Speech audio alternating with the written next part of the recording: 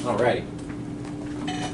Let's jump right into it. Okay, so we talked about, the last thing we talked about was noble gas notation, which is basically a nicer way of writing the electron configurations because it lets us abbreviate them.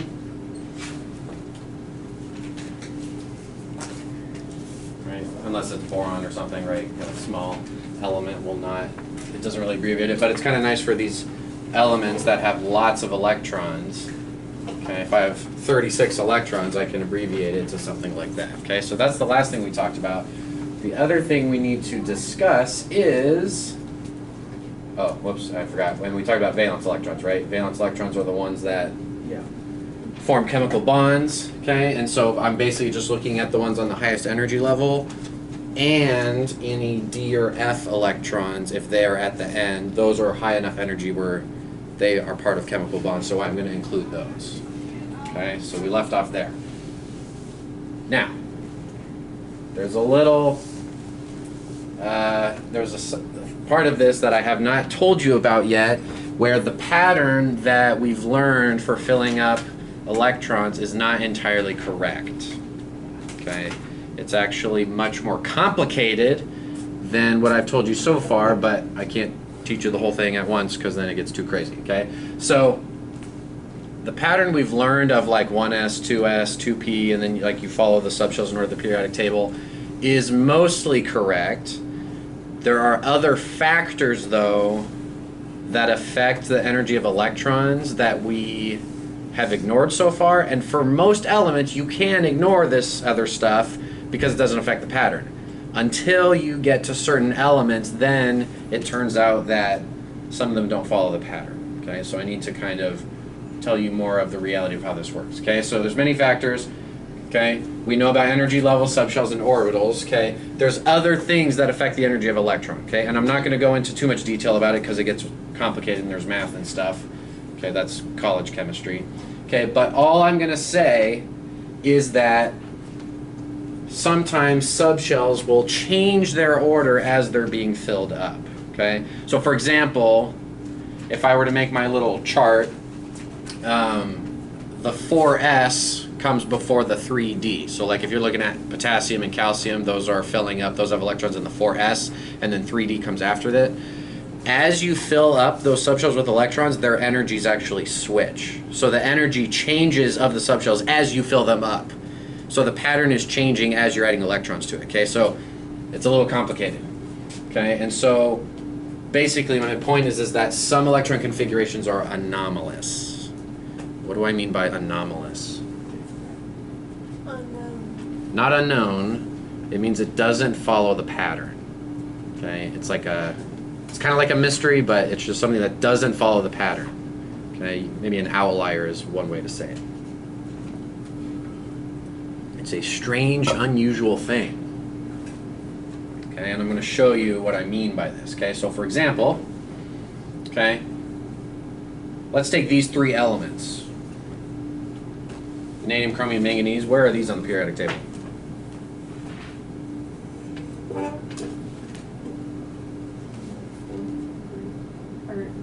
They're on the fourth period. They're in the D block, right?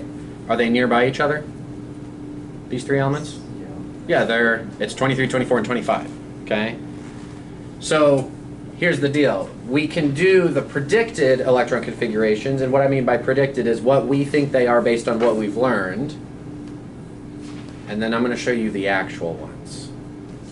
So some elements don't actually completely follow the pattern that I've told you so far, because there's other factors at play that change their electron configurations. Okay? So if we were to do vanadium, we predict it to end in the 3D subshell, right? So it should be 1s2, 2s2, 2p6, 3s2, 3p6, 4s2, 3d3.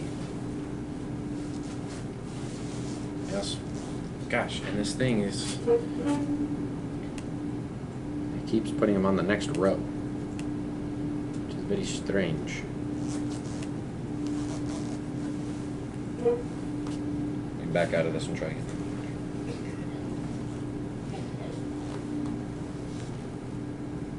Aha, I fixed it. right? 3d3, we predict that, okay? What would chromium be? What would I predict it to be if it's the next element? Same thing, you just put 3d4 at the end, right? Because we have one more electron. What about manganese? It's the next element, 3d5. Okay, so we're predicting this, okay? Let me show you what the actual electron configurations are for these elements. Can you spot what's different? One of the S electrons is in the 3D category. Only one thing changed, and it's right here. You see what happened here? So chromium is number 24. I still have 24 electrons. My total electrons is still 24, but notice what happened. I predicted that I have 4s2 3d4, but what it actually is, when you do an experiment and you actually measure where the electrons are, there's only one of them in the 4s, and 5 of them are in the 3d. So I have 2 subshells that are partially filled. It's kind of weird. It's an anomaly. It doesn't follow the pattern. Okay, so this is the actual electron configuration for chromium. Okay, vanadium follows the pattern, so nothing is different with that. That one is not an anomaly. Manganese follows the pattern. There's not an anomaly there. Chromium is the first element on the periodic table where we observe an anomaly. Okay, this is not correct. Why does it matter how you do it? Because we're trying to write down where the electrons actually are. We're trying to describe the atoms. And so I predict this based on the pattern that I've told you, but I mean, we can't do the experiment here, but when chemists did an experiment and observed where the electrons are, they're actually right here. There's actually an electron in the 3D, and this 4s doesn't have 2 like this says. So we need to use this one now. Okay? So basically what this is going to come down to is we just need to memorize. We have to memorize that chromium is an anomaly. It does not follow the normal pattern, and so I need to memorize that I'm going to take an electron out of the 4s and move it up here because that's where it actually is.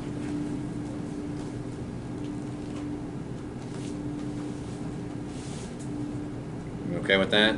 Sorry to throw a wrench in our plan of what we've been working on for a little over a week, but welcome to chemistry. It just gets more complicated as you go, okay? So this is our first element where we have an anomaly, okay?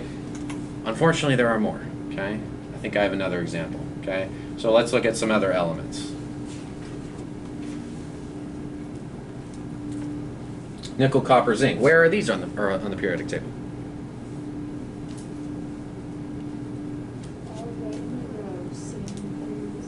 Same block, same row. You just move down a little bit. Nickel, copper, zinc is 28, 29, 30. So very similar electron configurations. Nickel is going to end in 3d8. At least that's what we're predicting. I'm also predicting that copper ends in 3d9 and zinc is 3d10. And it's being weird again.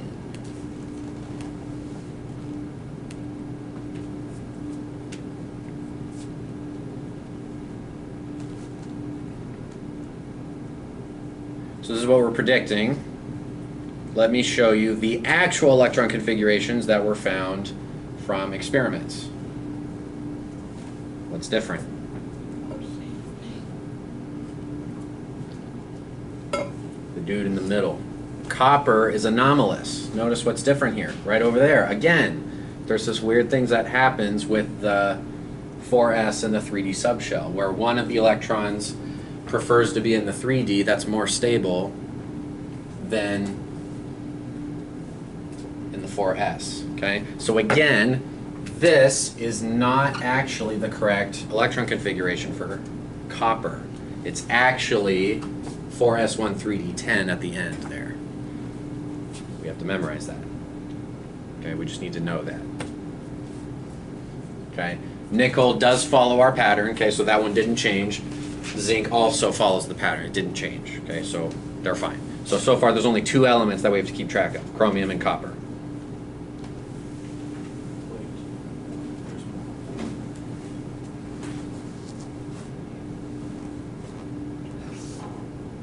Okay, is this kind of making sense so far? Can I move on, or are we still ready? Keep going. Okay. So, copper and chromium are not the only ones. Here's a list of all the elements on the periodic table that don't follow the pattern that we've discussed so far. There's a lot of them, okay? If you were to look at on the periodic table, they are all right here, okay? So copper and chromium, chromium are the first two, but there's like 18 other elements that do this, okay? Now, am I gonna be super cruel and make you memorize all these elements? No, okay, I'm not gonna do that. But I am going to ask you to know chromium and copper. I do want you to know that those two are anomalous, and I do want you to know their electron configurations. Okay, so I'm only gonna have you memorize two of these, okay, chromium and copper. You need to know that both of them are 4s1, and then that extra electron goes in the d subshell. So this is 3d5, and then this one ends in 3d10, okay, and they both have 4s1, okay, so it shouldn't be terribly complicated, terribly difficult to memorize those two, okay, but just so you know, for your benefit, I guess, there are several others, okay, so the pattern, the little table that we use is not perfect, but it works for the vast majority of the elements, which is why we still use it, and we just got to keep track of which ones don't follow the pattern. Right? Having an imperfect pattern sometimes is better than just no pattern at all, okay, so it's useful for a lot of elements.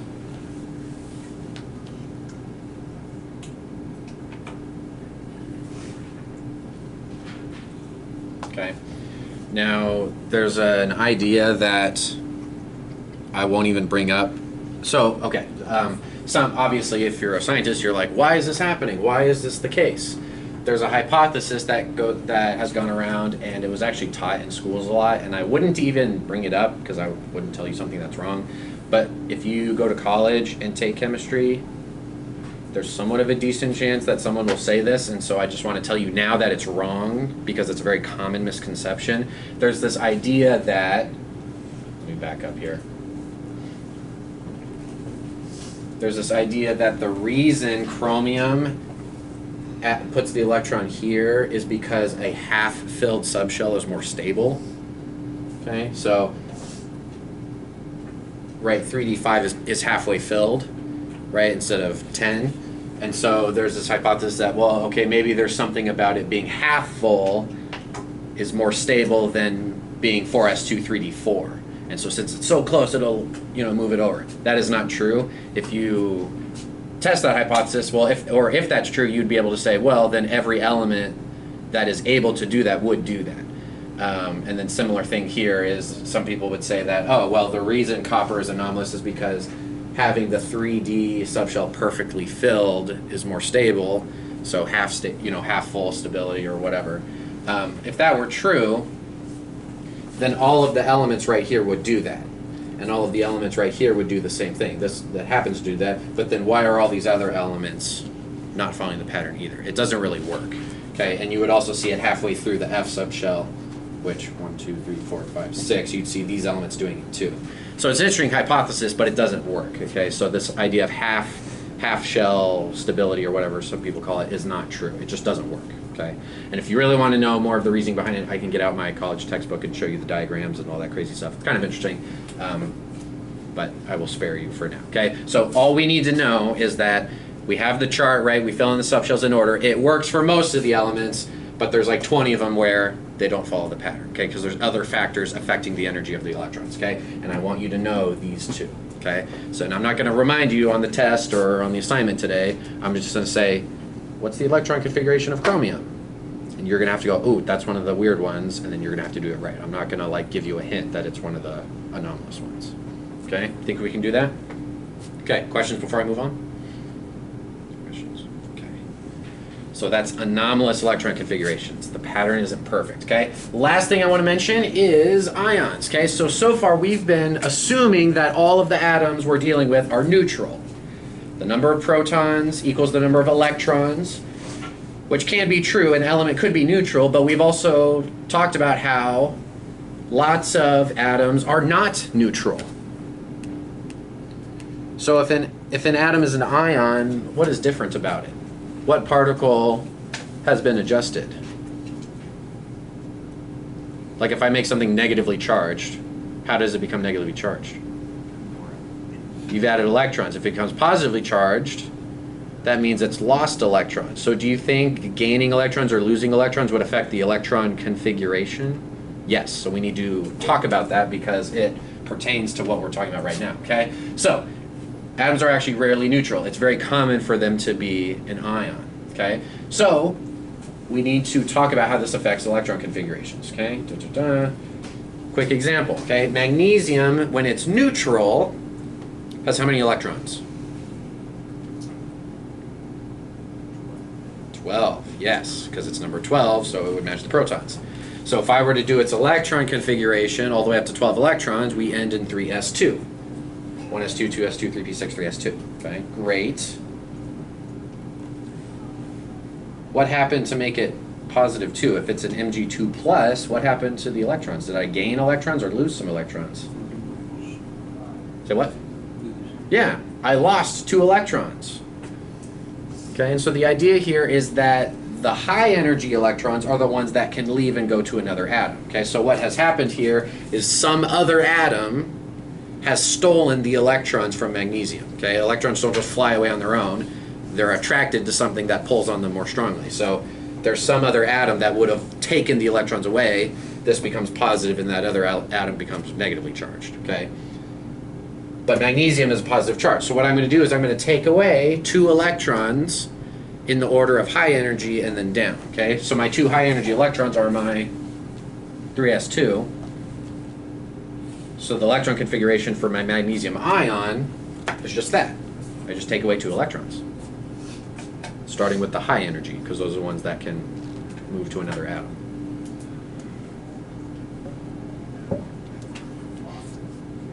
Okay, so this is the idea. Okay, so we can kind of figure this out. Let's do some practice. Oops. And I'm going to show you a pattern. Okay, so we're going to do some examples, and then there's a pattern that I want to show you, and again, how it applies to the periodic table. Okay, the periodic table is going to get even cooler today because we're going to learn something else about it. Okay, so if I have oxygen 2 minus, how many electrons do I have? Too many. Say it again. 10. Yeah. Normally it has 8, but if it's negative 2, that means it has 10. So now I have to fill it up to have 10 electrons, which should end in 2p6. Yeah, that's what I said. Yeah. Okay. What about nitrogen 3 minus?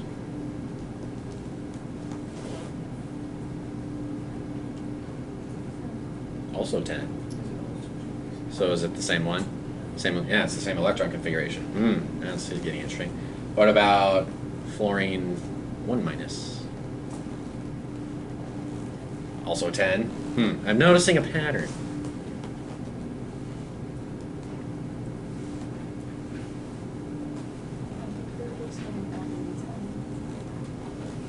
Your feelings are correct. Well done, young Jedi. Trust your feelings.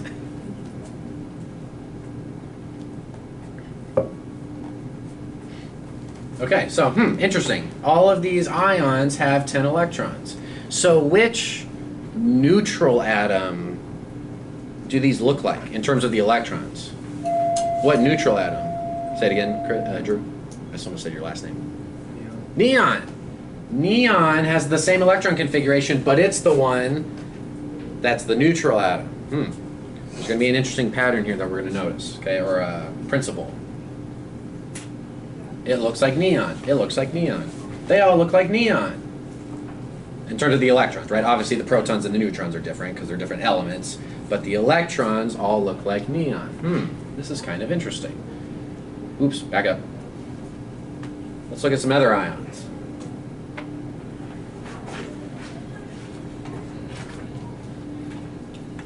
Arsenic, selenium, bromine, rubidium, strontium. A couple of those are on our quiz tomorrow. How many electrons does arsenic 3 minus have? 36. I'm going to do these in noble gas notation, so we don't have to do the whole thing.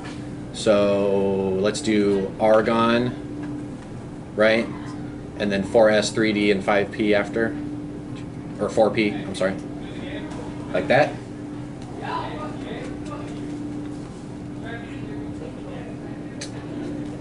break up a fight in a second.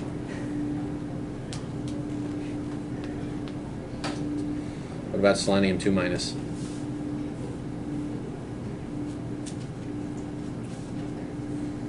Is it also 36?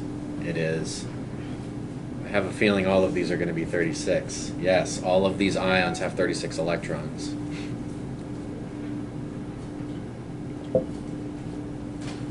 Which is similar to what neutral atom? Krypton. They're all imitating krypton, or at least the electrons are imitating krypton. Okay, so they all have the same electron configuration of krypton.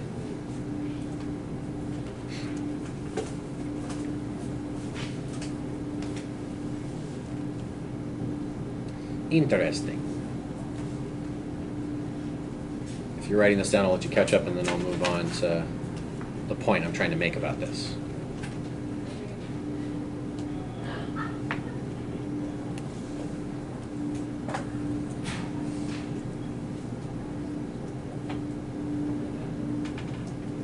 I think the next slide is the last slide.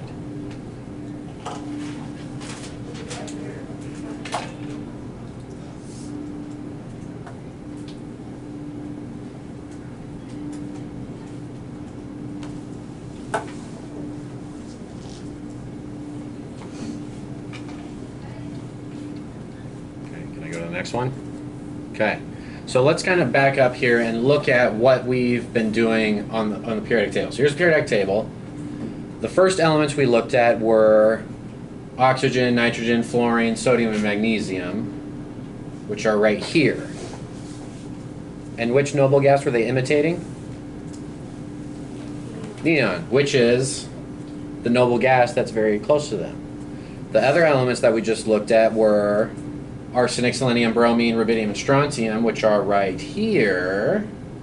And they were all imitating krypton. Very interesting. And I guess the thing I forgot to mention is that these elements are actually more stable with the electron configurations that they had on the last slide. So lots of elements actually prefer to be an ion instead of being neutral. Okay, you will never ever find fluorine as a pure, a neutral atom on its own. It always wants to be like neon. Okay, and similar idea with those other elements. They're more stable as an ion. Okay, and so the pattern here, the idea here is that main group elements. Okay, notice we didn't do any transition metals. Okay, main group elements are more stable when they have an electron configuration of the nearest noble gas.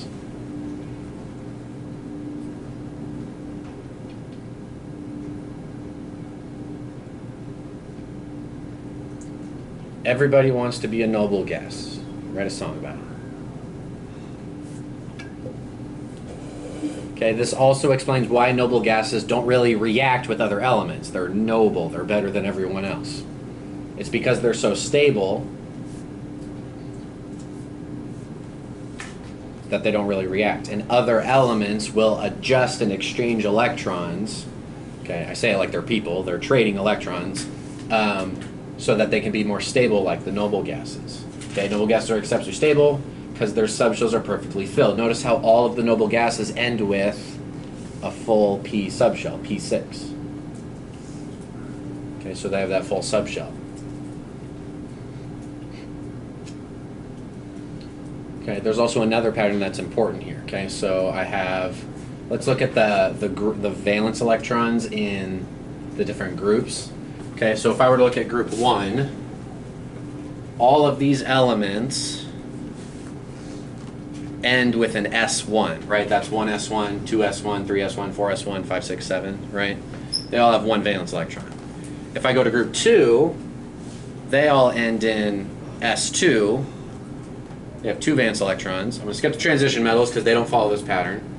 These guys have a full S and then 1 in the P subshell. And that's the same energy level, right? This is 2s, this is 2p, 3s, 3p. So I include these p subshell or p electrons in the valence electrons. So 3, 4, 5, 6, 7, 8.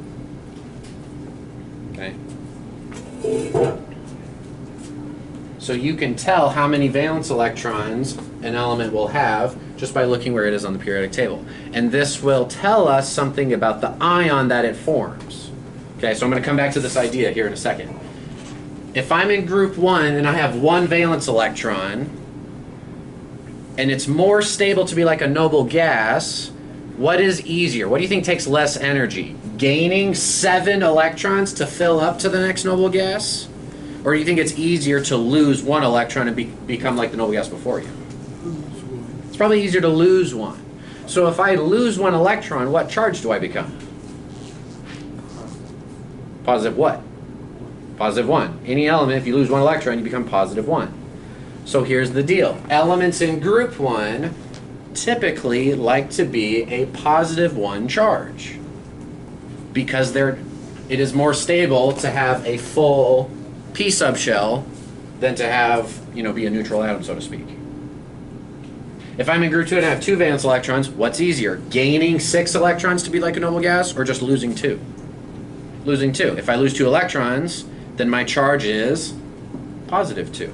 So elements in group 2 most commonly will be a positive 2 charge. Okay, this pattern follows with group 13 over here. 3 valence electrons, takes less energy to lose 3 than to gain 5 to get to 8 valence electrons. So they like to be a plus 3. What if I'm in group 14?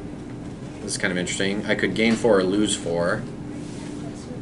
It could go both ways, okay? Some of you are maybe remembering this from physical science, okay? But this explains the pattern. In physical science, we'd say, this is the pattern, just learn it, okay? But the electron configuration situation explains it in more detail, okay? Now, here's what's interesting. If I get to group 15, now I could lose 5 electrons to become like the previous noble gas and become a plus 5, or I could just gain 3 and become a minus 3. What do you think they do? They gain 3 because there's less exchanging that has to do. So now these elements like to be negative charge, okay? Negative 2, negative 1. Okay, so these are the most common charges that the ions of these elements will be. So if I have sulfur, and I know it's in group 16, I know group 16 has 6 valence electrons, and I want to get to 8, or get to a noble gas, gaining 2 electrons, it's a negative 2. Okay, so you can just kind of figure that out based on where it is on the periodic table. Noble gases don't really exchange electrons ever, so they're just always neutral. Okay, so we have a pattern of the common charges of the ions. Okay, now can these elements be different charges? Yes, it is possible, but it's very rare. It's more common for them to have an electron configuration of a noble gas because it's more stable that way.